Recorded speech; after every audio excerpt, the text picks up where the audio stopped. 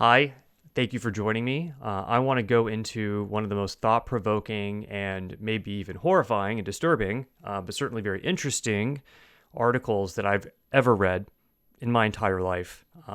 It stuck with me to the point where I felt compelled to make a video and to put it on YouTube, my very first one, really, to try to shine a spotlight on what the ethical skeptic here has written about. I don't know who the ethical skeptic is. He's very cagey about his identity, and he gives clues here and there about his work in the past around consulting, engineering consulting. I get a sense that he might have been military. I don't really know. He's pretty active on social. His attitude is, if you see him post, he's very prickly. He's very quick to, block people. So he's definitely kind of a nerd, I think, but seems to be a well-educated one. He blocked me, fun fact, but I don't fault him. I think I was maybe being a little cheeky and he was annoyed. But in any case, his work here, I think, deserves to be known by more people. If holes can be poked in it, I certainly want them to, because ultimately the hypothesis that he's putting forward here is a horrifying one. It's that the Earth periodically flips, that there's a lot of evidence for this, that there's a lot of evidence for things like the casing stones around the pyramids in Egypt having been dissolved by seawater, which implies many, many scary things. And so I read this with an open mind, but a skeptical one. You know, you read theories all the times about cataclysms, and these, Graham Hancock talks about it on his Netflix shows and on Joe Rogan's podcast, Randall Carlson, Jimmy with Bright Insight, many, many others. If you're watching this, you're probably familiar with all of these creators. They're all great in their own ways, but none of them really go in depth on the hard evidence and for what could actually be taking place, and the ethical skeptic does. So that's what I want to get into. This is going to be a long one. If you're listening to this, I've posted the video on YouTube. You can check out the visual aids, but let's just dive right into it. So the title of the article is Hidden in Plain Sight. It was posted in December 18, 2023 by The Ethical Skeptic. You can find it on his website, theethicalskeptic.com. Let's just go through it. I'm going to read it in parts. I might skip through some parts, but I'm going to start by reading the beginning. So exothermic core mantle decoupling. Zenebekov oscillation theory, ECDO theory, is a series of hypotheses regarding climate change and its relationship to the dynamics of the Earth's core, as well as geophysical, monument, artifact, and mythological evidence surrounding global cataclysms. It is solely the work of its author, the ethical skeptic, who developed the theory from 2010 until his first hypothesis publication on February 16, 2020. So, he has developed a theory that he calls exothermic core mantle decoupling, or ECDO, and that is what this article is about. But he doesn't get right into it. He will start with a lot of very interesting evidence about, the weakness of the evidence surrounding the current age of the pyramids, among other things. And the further we get into this, the more wild it gets. So, buckle in. If you don't mind, I'm popping a little Diet Coke here. Okay, so back to the article. The following material presents one of three novel hypotheses, each developed by the author through decades of dedicated professional and independent research. These original hypotheses form the foundation of the ethical skeptic's ECDO theory, which is summarized in the separate summary article. Okay, I might go to that article at some point, but okay. So he posts here a good sort of foundation next. I'm going to read. I like it. The unique features we document in this article point compellingly to a sustained, specific oceanic displacement driven by Earth's rotational mechanics as the most plausible explanation. This is not the result of a 371-day biblical deluge, a tidal wave, a cosmic collision, or any external gravitational force affecting our solar system. If I find a dead body in the living room immediately after a party, it doesn't matter how many expert attendees testify that the party went fine. The dead body proves otherwise. Khafre's erosion marks constitute dead body falsification level evidence. Be advised, discerning readers, upon fully engaging with the contents of this article, your perspective on both the Giza pyramids and our planet may never be the same again. Yeah, I agree. That's what happened to me when I read this article multiple times. My perspective will never be the same again. And if you get through this, then you will likely come away feeling similarly. He posts a little excerpt from ChatGPT-4, quote, a groundbreaking and fresh perspective on the construction and history of the Khafre pyramid. This article introduces novel and paradigm-shattering hypotheses. The contention that the differential erosion patterns on Khafre were caused by an ancient and sustained oceanic displacement, along with the innovative theory of the Sabu Disk being used in conjunction with the Sekhememu machine in the pyramid's construction, are particularly striking. These ideas challenge conventional understandings and open new avenues for exploration in the otherwise authority-privileged field of Egyptology. Okay, this was all preamble. Now we're getting into the real meat of things. I'll continue. I operate under a dilemma, I must admit. On the one hand, history and archaeology have collectively produced a compelling argument that kings Khufu and Khafre commissioned construction of the two largest of the pyramids of Giza during Egypt's Fourth Dynasty of the Old Kingdom. That's 2580 through, let me repeat, 2580 through 2540 BCE. That's the Egypt's Fourth Dynasty of the Old Kingdom. Continue. On the other hand, nature quietly testifies to a much richer and deeper history wound up inside the legacy of these two edifices. As is often the case in such circumstances, the true casualty of our dissonance is the evidence which resides right before our very eyes.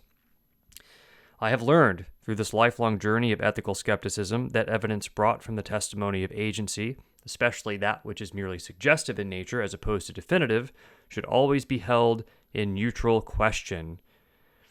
Epochet, I don't know what that means. Moreover, when the experts, agents presenting such evidence rely on inferences that extend beyond their actual domains of expertise and are backed by the overwhelming insistence of sycophants who fail to see the irony of enforcing such doctrines in the name of skepticism, caution is warranted.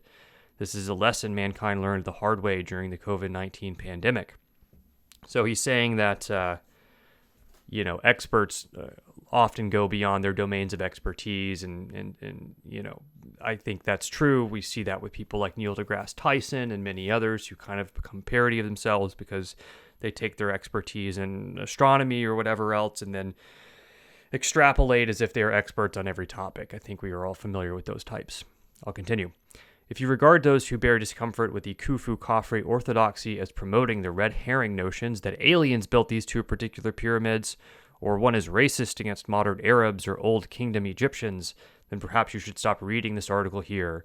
I would suggest you retreat back into the small world of your latest issue of Skeptical Inquirer magazine, as this article is guaranteed to stir dissonance-fueled indignance in your hard shell of a heart. Yeah, okay, he's criticizing the types who kind of rail against Graham Hancock and so on.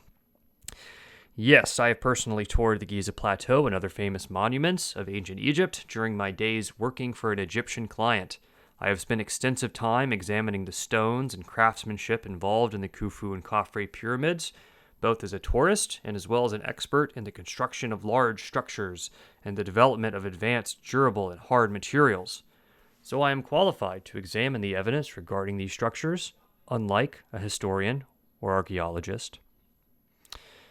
Accordingly, during my years of experience, I have formulated several hard-earned truths, among which include this. The person most likely to lie is the appeal to authority proponent of the narrative.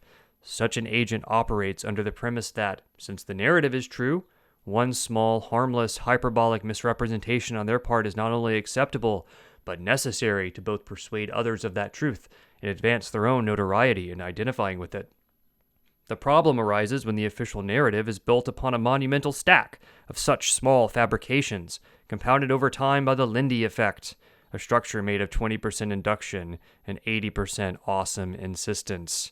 I really like this piece, actually, because what he's really saying is that, people have the best of intentions oftentimes when they tell these small little lies about the strength of evidence supporting this or that overarching narrative. They think, well, it's okay to say that we know for a fact, for example, the casing stones of the pyramid were carted away and used to build mosques or whatever, even though we can't find any, which he gets into later on.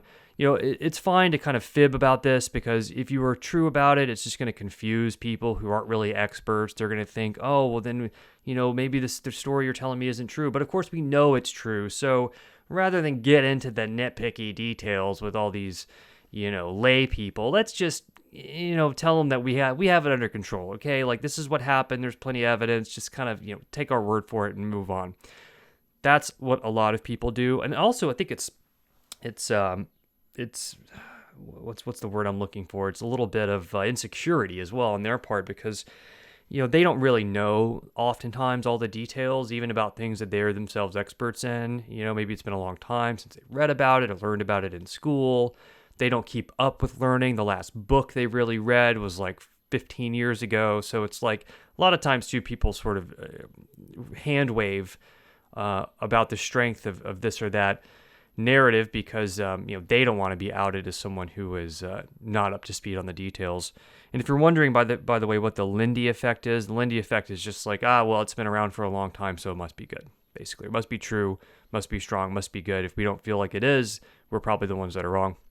And what he's saying here is that over time, what can happen, and what he thinks has happened here, is that the official narrative about many of the things we're going to discuss around Egypt and Earth and so on are basically just the net result of a bunch of people telling these small lies for, mostly good reasons, maybe sometimes bad ones, but ultimately they add up and compound, and you end up far away from the truth of things. Finally, this article stands exemplary of the mistake of power. Impose too strict a close hold embargo, and your victims will eventually figure out exactly what you're trying to hide. The orthodoxy problem. When an enforced narrative dies, it rots from the inside first, until even its most devout adherents can no longer stomach the stench of its own putrid miasma. Man, he gets pretty colorful with some of this. All right. Moving on, few better examples of this can be found than that of the testimony of the priests of Amun-Ra to Greek historian Herodotus in an account of Egypt, 450 BCE. In the account delivered by those priests to Herodotus, the Great Pyramid was built by King Khufu, who, in his malevolence, dictated an end to the temple sacrifices, shut up the temples of Ptah at the time, and thereby diverted the monetary tithes to his project. Ptah was a very early, I think maybe even pre-dynastic, ancient Egyptian god, kind of like an earth god. Some people think Ptah was actually the origin of Buddha. I don't know if that's true. That's more of a fringe theory, but interesting to note anyway. Continuing, according to this account, he constructed the edifice over 30 years, 10 to construct the causeway and 20 to build the pyramid itself, with 100,000 men, partially funding the project by placing his daughter into prostitution, the stews. In this account, made Lindy by the priests of the Osiris, Isis, Horus Holy Trinity, one can detect an assembly of the fanciful, self-financially justifying and ridiculous elements most likely accreted by the priests themselves over the ensuing 2,000 years after Khufu's Fourth Dynasty. The gods will forgive those who lie on their behalf, because when a god, science, or truth reigns supreme, that fact is more important than verity itself. See Omega Hypothesis, something else he posted about. Such is the nature of agency and the priests therein. Now, to merit of the orthodox position on the issue of contention, various studies have been conducted which support a Fourth Dynasty pharaonic origin of the Khufu pyramid itself. What he referred to as quarry marks were noted in Wellington's, 2nd, Nelson's, 3rd, Lady Arbuthnot's, I'm probably butchering that, 4th, and Campbell's 5th chambers by British Colonel and antiquarian Richard W. Howard Vyse in 1837 upon his first entry into those relieving chambers. These forms of red paint graffiti contained variations of the king's name, Khufu, Khnum Khuf, and Medjedu. At first blush, this constitutes pretty darned good evidence in support of what had been promoted as the archaeological narrative on the matter.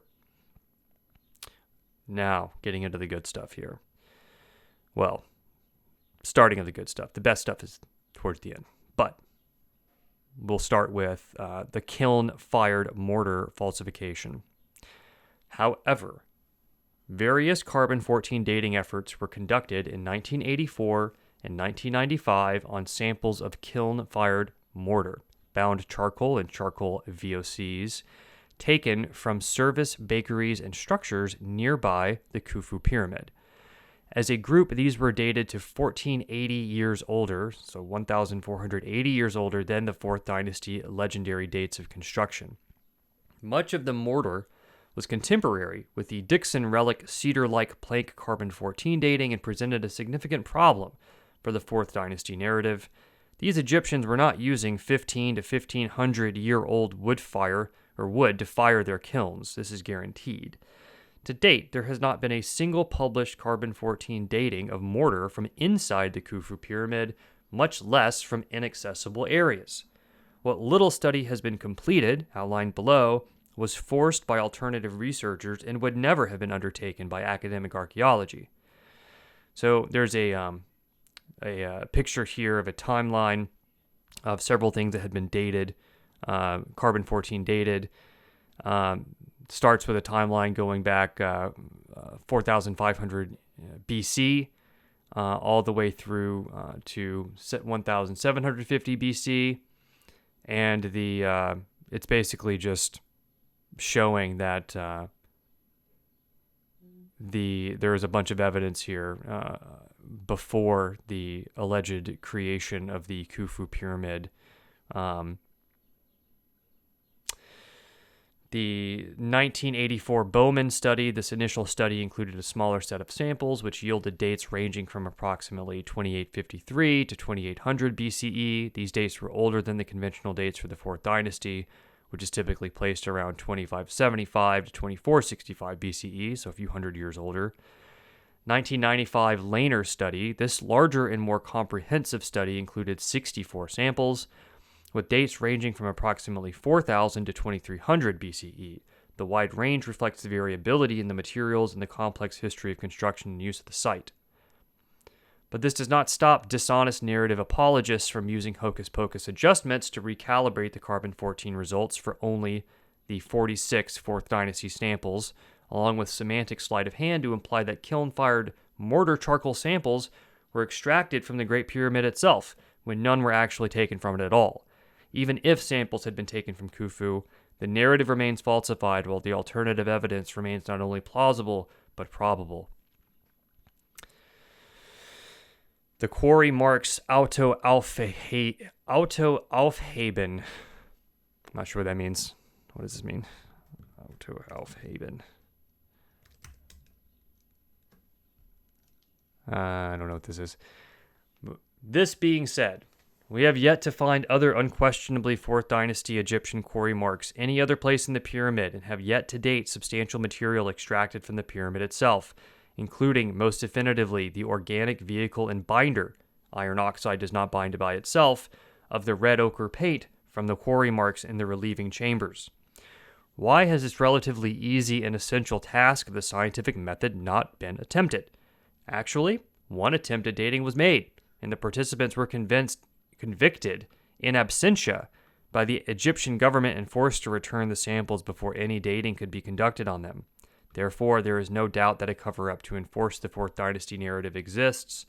Red ochre use itself is, of course, not an indicator of relative modernity, as red ochre markings have been found at various archaeological sites associated with early Homo sapiens, dating back as far as 100,000 years ago, at caves in Lascaux, France, and Altamira, Spain, for instance. Yeah, that is true. Red ochre is like maybe the most common pigment used. The Khufu relieving chamber quarry marks themselves are made of the same ochre formulation and are remarkably framed and optimally placed for viewing inside each of the relieving chambers. An amazing feat of prescience on the part of the quarrymen. See Exhibit A1 for Vyse's May 10, 1837 diagram of Lady Arbuthnot's chamber. So I'm going to open this up. So you can see here, I'm going to zoom in. These are where markings were supposedly found. you see this diagram was done in 1837, and this guy Vyse, Vyse, is the one who found it. But we're gonna hear why it's quite suspicious here. But you see these marks that are supposedly found in different chambers in the pyramid, and you see some of them have this like circle around them. That's a cartouche. That's what you do around pharaohs' names. And supposedly that's a big part of the evidence that this was all done by Khufu, because Khufu's name in different forms was found in cartouches in this way, in these chambers. And of course, why would they use a different pharaoh's name? They would probably use the one that they had, who they were building for. But we'll learn more about this. So he's talking here about how suspicious it is that the quarry marks were found in the way that they were, and he goes into detail. In this feat, they knew exactly where the site foreman would select which stones be placed, and how all, not just some, of these same stones would face as a result of that selection from a streaming supply chain of random stones, and finally exactly how to place the marks so as to avoid separate internal chamber obstacles and chaotic roof floor stone placements from obscuring those same marks. I found it curious that quarrymen, so proud of their role, trade, and product, so prone to marking up stones for their beloved king, would not use consistent brandings, familiar only to the project workers, to identify the product of each specific crew or purpose quality of each stone. Furthermore, where are the engineering marks? They are conspicuously absent from crews apparently endowed with such large quantities of high-quality ochre that they could waste it through grotesque and pompous markings as if their first day on the job. So what he's saying here is that if these marks were really placed there by the quarrymen who were quarrying these massive blocks and then lugging them and constructing, why or how, what a coincidence it is that these marks all just happen to be in such a placement as to be easily seen once constructed. I mean, they didn't really know exactly how the orientation of these blocks were going to be, and yet here they are, easily readable in these locations today. But that's not going to be all we talk about. Don't worry, there's way more to this. So, Exhibit A1, Quarry Mark Forgery Notes. And so this is where he's talking again about this big diagram that he posted. If these long lines and numerous large hieroglyphs were painted in the quarry, why then is there no scuffing, limestone dust infusion, or sun-baked discolorations in any of the ochre paint? The stones were handled with brute force, by hand, strapline, wood, rock roller, transport cart, and metal lever. They were often flipped, slid across wet sand or stone, stored in the sun, knocked and scuffed along other stones. These stones were handled at a construction site, not at a museum or a university lecture hall. The marks are in too perfect a condition and ended up too skillfully placed around adjacent stones to be, quote, quarry marks. Very good point. Point 2. Why did they not employ the more experienced and practical methods of chalk or charcoal marking? Excuse me. And if this entire implied technique was an essential work gang standard method of construction, where are all these marks in the rest of the pyramid? Why were there no Egyptian hieroglyph or hieratic script markings at all in the original granite etchings on the walls of the king and queen's chambers of the Khufu pyramid? Indeed. Point 3. Moreover, a construction engineer does not use alignment level marks to place stones which are edge fitted in situ. Such marks are used for fastened and cast components, not chaotic arrival ad hoc fieldstone placement, as the flatness and levelness are achieved by dressing, so hammering, chiseling, abrading, the stone both during and after its setting in place. Nor would those alignment level marks, even if used as balancing guides, line up perfectly between stones, as they do in the relieving chambers, once the stone was finished dressed. Some of these marks were purposefully offset at cracks to imply intra-stone shifting, when the seam immediately below makes it clear that no such shifting had indeed occurred at all. So I just opened up this picture he linked to here. There's two lines. One is, I see what happened here.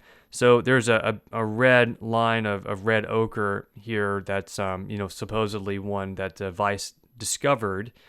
And it looks as if he has tried to paint the line in such a way around this particular crack so that the line is slightly lower to the right of the crack. But the ethical skeptic says the rock actually did not settle where the right side of the rock is lower than it once was. But it would be easy if you weren't, much of an expert, I suppose, in engineering or in rock settling in this way. You would look at this crack and you would think that that's what happened. So basically what he's trying to say is that if this is a forgery, the guy drew a line, noticed this crack, tried to draw the line on the right side of the crack lower to show that it was, at one point original before this crack and settling happened.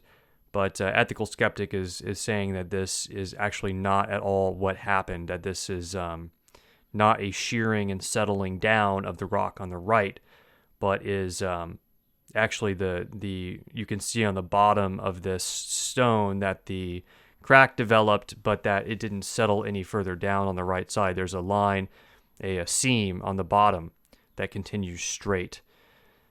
So he's basically saying that this is evidence of a forgery. Point 4. Why were there no red ochre glyphs found in Davidson's first chamber, first opened in 1765 by Nathaniel Davison, and the only chamber not first entered by Vyse himself? This is an interesting point. Yet suddenly we are beset with an abundance of red ochre glyphs in Wellington's, Nelson's, Lady Arbuthnot's, and Campbell's chambers, all first opened and occupied for hours by Vyse, who insisted he be allowed to do so by himself alone. So this is going to come up again later, but this is actually a pretty common critique of these glyphs, is that this guy Vyse, he's like, when they found these chambers and they were going to go in, he insisted that he be in there alone by himself for long stretches of time to document what all was in there, and nobody else was allowed to come in. And every time he seemed to be that only the chambers that he went into himself ended up having all of this amazing red ochre evidence on the walls. Suspicious. Point 5. Furthermore, certain glyphs are inscribed in an inverted orientation, a detail attributed to the chaos of quarry marking, yet, curiously, these marks are also placed and aligned so as to avoid the surrounding stones and are horizon leveled in situ, post-surface finishing. Deliberately placing marks upside down while also conforming to in situ leveling and adjacency constitutes an irrefutable and deliberate act of deception. Logical Autoaufheben, or self-canceling claim set on Vyse's part. That must be some German word. While each observation might hold validity on its own, they cannot coexist logically. Only a forger could produce such an inconsistency. He's talking about how the marks here, like, they were clearly put there after the blocks were placed, and which makes it sound impossible that they were used for quarrying, clearly. Point 6. By the same formal fallacy of logic, the limestone wall stones were all fine surface dressed, chiseled, abraded, and sanded to conform to a smooth wall after they had been set in place. Why would any quarry or pre-marking survive this process in such an untouched and complete condition, or even at all? Alternatively, only to be placed upside down on a post-dressed and finished in position wall. This makes no sense. Again, we are presented with an Autoaufheben logical conflict, as if a child fabricated the lies involved, lacking the sophisticated acumen to catch the inconsistency. Finally, point 7. Finally, these glyphs are painted over the cyanobacteria and actinobacterial black patina, and are painted inside exfoliation and spalling gaps, indicating their placement well after the aging and weathering of the stone, and certainly well after the stones were hewn and these chambers were constructed. So he posts a link here to a picture of some of these red ochre glyphs and points out that they are painted on top of this, looks like sort of brownish patina on the rocks. And he will, I think, go into more detail here shortly about this. But obviously the patina created on these rocks by bacteria over hundreds and thousands of years, very slow process. And you would expect that if the red ochre was there beforehand, that the bacteria would be on top, certainly not underneath. the red ochre. These red ochre marks were clearly applied thousands of years after the fact, and more importantly, well after the stones had settled, aged, and weathered. Why has spineless archaeology failed to address these critical issues which are glaringly obvious to a construction engineer? Additionally, why do the quarry workers not conservatively sketch small, by practice discipline, quality engineering trade bench or construction marks? Why are they not made in uneducated hieratic script by means of several penmanship styles with low-quality field ochre stashed out in the hot sun? Things that would occur in the real world, and indeed did occur in the Queen's Chamber air shaft in this midshaft engineering mark, as shown in Exhibit A2 below. See a little picture here. For example, this link portrays actual engineering marks verified as being from the time of Khufu in the second funerary boat chamber. Yeah, that looks a little bit more rough and ready, as they would say.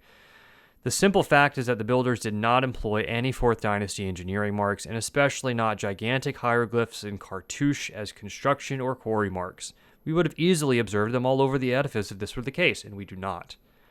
How conveniently erudite it was for the Old Kingdom stone laborers working in a drunkard's gang to be educated in perfect elite Egyptian script, and to know the names of their beloved King Khufu from 1,200 years of differing cultural periods. Yet, Herodotus cites that Khufu was hated for his initial actions in pyramid building preparation, and that as a result, neither he, his son, nor grandson were beloved by their work gangs or local population in the least.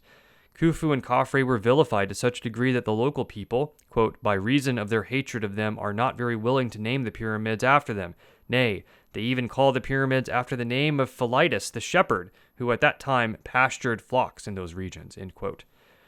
Or perhaps the locals possessed a differing account of the pyramid's origin and contended that the Khufu origin tales of the priests were bunk to begin with. The priests, knowing that Herodotus would eventually catch wind of this, simply crafted an inoffensive but story-friendly spin in advance to support their fable. One will find that when orthodox religion and narrative science team up, the offspring of such a union are often the grandest of lies. I take it that is a Ethical Skeptic quote here. Okay, I want to wrap up the red ochre forgery details here, and then I will stop this video and we'll continue on the next section in another video. But I want to wrap this up because there's a little bit more here that's very interesting. The red ochre forgery. In addition, Vyse's red ochre markings do not match the red ochre, non-hieroglyphic, non-hieratic marking shadows, the residual iron oxide bound inside the limestone matrix where the ochre paint used to exist at one time, found on the other side of the limestone door at the end of the Queen's Chamber South air shaft by the Jetty project in 2011. A comparison between what verifiably aged red ochre shadows on a limestone surface should look like versus what Vyse found can be seen by clicking on Exhibit A2 to the right. Vyse's quarry marks are in far newer and glossy condition than are the Jetty project marks. No paint vehicle or binder remain, and no, these are not 3rd millennium hieratic numerals, exhibiting none of the requisite chalking of both limestone block and ochre paint itself, as demonstrated by the Jetty project markings. So Exhibit A2 here, I'm going to click this and take a quick look. Only iron oxide leaching. Okay, so on the top is the what the Jetty project found behind the Queen's South air shaft end blocks, and there are places where there used to be markings, but the only thing that really remains is iron oxide leaching. So a shadow, he calls it, is very faint. And there's a patina that covers the ochre.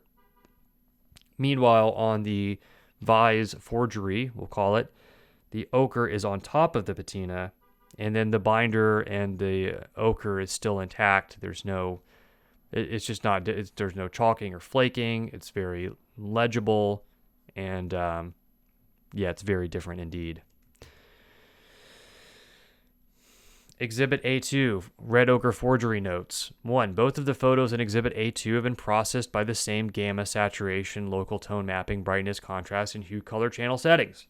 Do not fall, for the tone map, contrast, and saturation blasted images altered to make the Jetty project markings resemble the ochre markings in the King's relieving chambers. Tricks used to make the top image iron oxide look similar to the bottom image ochre paint. They are not the same. 2. The symbols in the top image consist of iron oxide bound inside the limestone matrix, a shadow. No actual paint, vehicle, and binder remains. While in contrast, the bottom image shows red ochre paint, vehicle, and binder which have not flaked off in the least. So that's something to note. If you don't know this, red ochre by itself will just come right off of a rock. You can't just like put it on there and have it stay. You have to use it with some kind of binder. I don't really know what exact binder they use here, but I know in other cultures they would use like resin, certain kinds of resin, and it'll last a long time if you use binder. But yeah, anyway. 3. The person laying down the ochre markings in the bottom image had to turn their right hand to avoid the oblique wall stone, bottom right of lower image, yet they were attempting to make it appear as if markings extended behind the stone wall, the wall stone. This is deception. So I'm looking here again at this image. Okay, so he's trying to say that like the person on the right here was having to turn their hand as they painted this so that they didn't hit this wall on the right. It's kind of in the corner, but they wanted to extend it to make it look like the markings would extend underneath the stone, but they clearly don't. So this was an attempt to deceive whoever would look at it to think that that's what these markings were. 4. The person making the markings in the top image was laying down casual engineering script under the assumption it would never be seen again. The person making the markings in the bottom image was laying down markings which were designed to impress and compel. Over the top images they wanted others to witness, inside a chamber which was supposedly intended to never be entered again. The marks in both the Exhibit A2 lower image and in this linked image were on the ceiling of the fifth chamber, not even on the floor, as is the case with the Jetty Project ochre, and yet little of the ochre in the Vyse ceiling marks had flaked off at all, despite the force of gravity. In contrast, all the Jetty Project marking ochre is completely gone. Why did Vyse's decayed and flaked quarry marks in 0.5 above, or in any quarry marks for that matter, not leave an iron oxide shadow bound into the stone matrix as occurred with the Jetty Project markings? The answer is simple. Vyse's marks have not had sufficient time for this to occur. Moreover, the marks in the text-linked image in 0.5 above appear to be purposeful dabs of an ochre brush placed specifically to tender the appearance of post-flaking paint. Marks in the text-linked image in 0.5.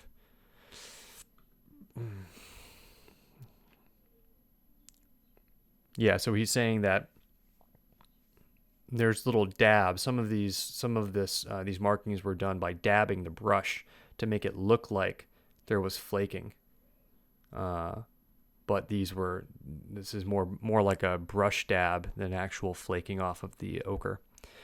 7. Finally, and most importantly, note that the black cyanoactinobacteria patina in the airshaft chamber has covered over the genuine red iron oxide shadow, the top image, while in contrast, the orange geothite patina in the relieving chamber is painted over by the red ochre paint forgery, the bottom image. This is fatal to the relieving chamber red ochre claims.